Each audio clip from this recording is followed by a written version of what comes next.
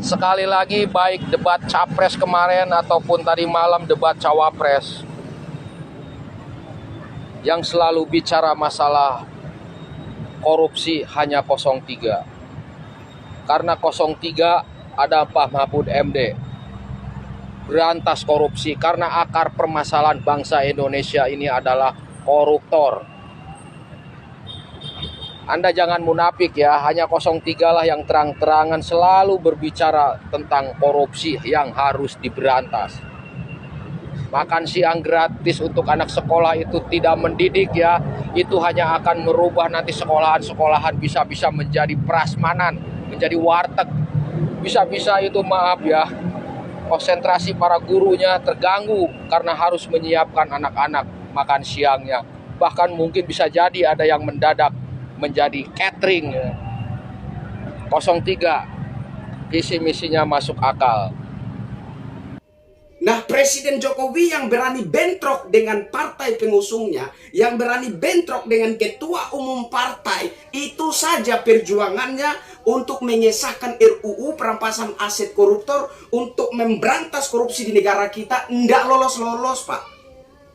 Bagaimana Pak Ganjar Pranowo yang terima dilabeli petugas partai? Orang yang menolak label petugas partai saja tidak mampu menerobos tembok kekuasaan partai, apalagi orang yang menerima label petugas partai.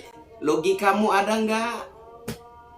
Jadi bukan kami yang tidak mendukung Ganjar ini yang munafik, Anda yang munafik, dan Ganjar Pranowo dan Mahfud MD yang munafik. Bukan kami yang tidak mendukungnya yang munafik.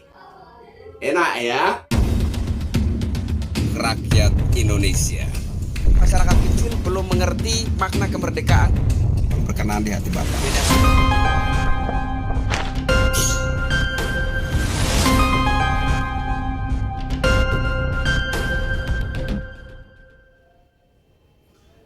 Assalamualaikum warahmatullahi wabarakatuh.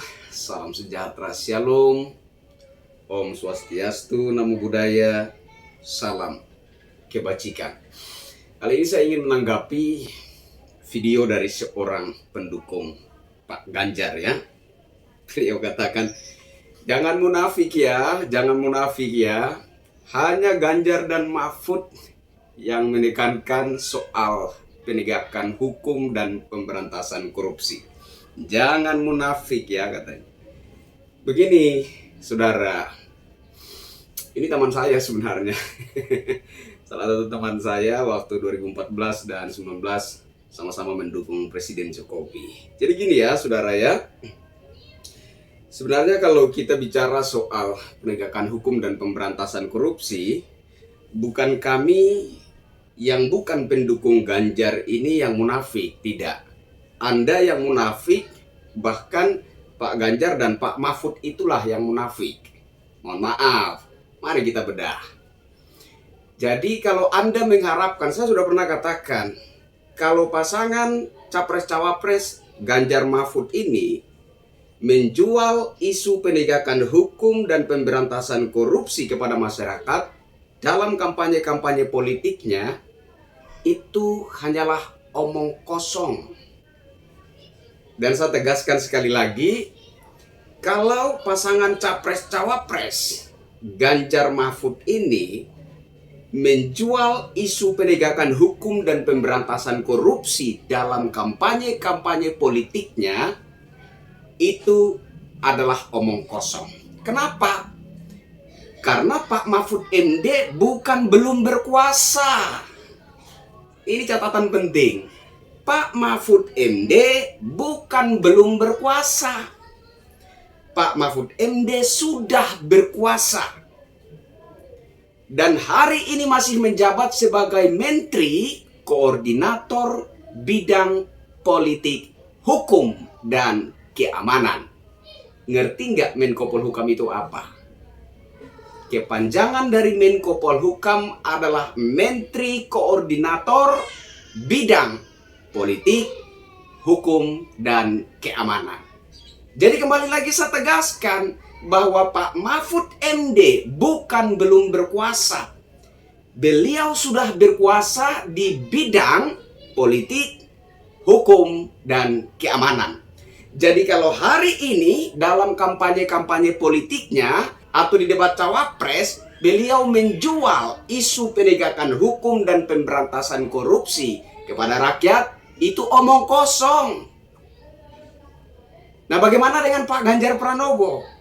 Pak Ganjar Pranowo juga omong kosong kalau menjual isu penegakan hukum dan pemberantasan korupsi. Asumsi dari mana? Begini, saya mau ajak saudara untuk berlogika. Presiden Jokowi adalah presiden yang menolak label petugas partai oleh Ibu Megawati. Dia menolak disebut petugas partai. Dia menolak disebut boneka partai. Dan dia katakan kalau disebut petugas rakyat, oke. Kalau disebut boneka rakyat, oke, saya terima. Tapi saya tidak terima disebut petugas partai atau boneka partai. Itu kata Presiden Jokowi. Itulah kenapa Presiden Jokowi berani bentrok dengan partai pengusungnya, yakni PDIP.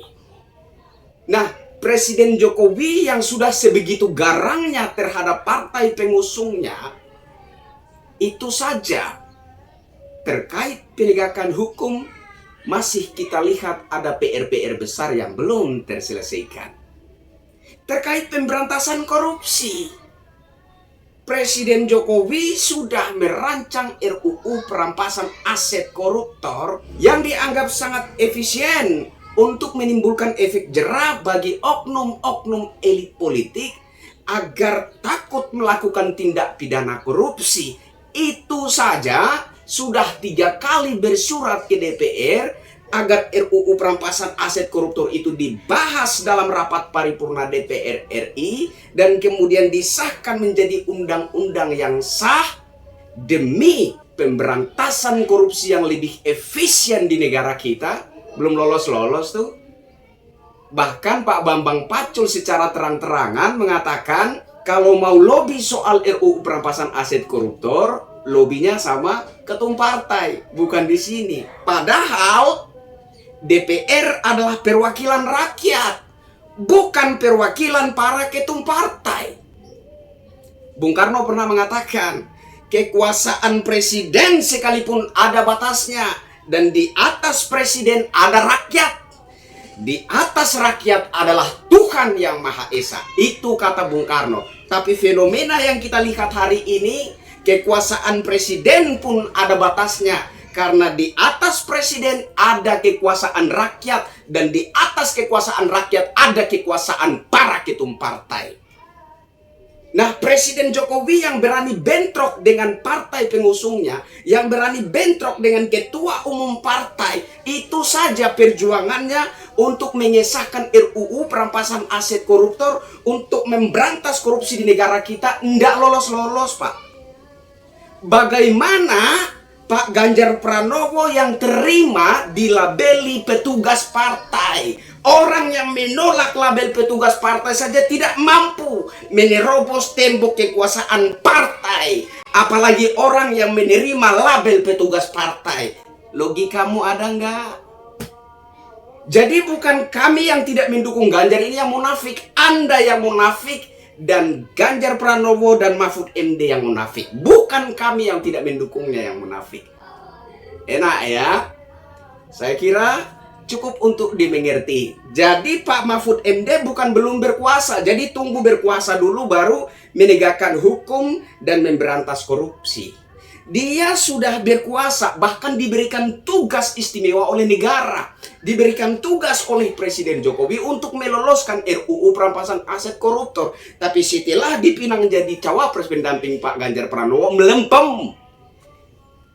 Bukan belum berkuasa, sudah berkuasa dan gagal melakukan hal itu. Bagaimana mungkin dia yang saat ini sedang berkuasa di bidang itu dan telah gagal melakukannya, kemudian menjual hal yang sama kepada rakyat? Itu bentuk kemunafikan yang nyata. Dan Pak Ganjar Pranowo, kalau Presiden Jokowi saja yang berani bentrok dengan partai pengusungnya, bentrok dengan ketua umum partai demi meloloskan RUU perampasan aset koruptor, demi memberantas korupsi di negara kita, nggak lolos. Bagaimana mungkin Pak Ganjar yang menerima dilabeli petugas partai? Benarkah dia akan lebih mampu untuk menegakkan hukum dan memberantas korupsi apabila menjadi presiden? No. Rakyat cerdas yang punya logika tidak akan percaya itu. Saya Krisyanto Yen Oni, sampai ketemu lagi dengan saya di tayangan berikutnya.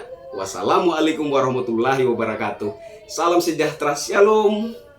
Om Santi Santi, Santi Om, Namo Buddhaya, salam kebajikan. Salam NKRI.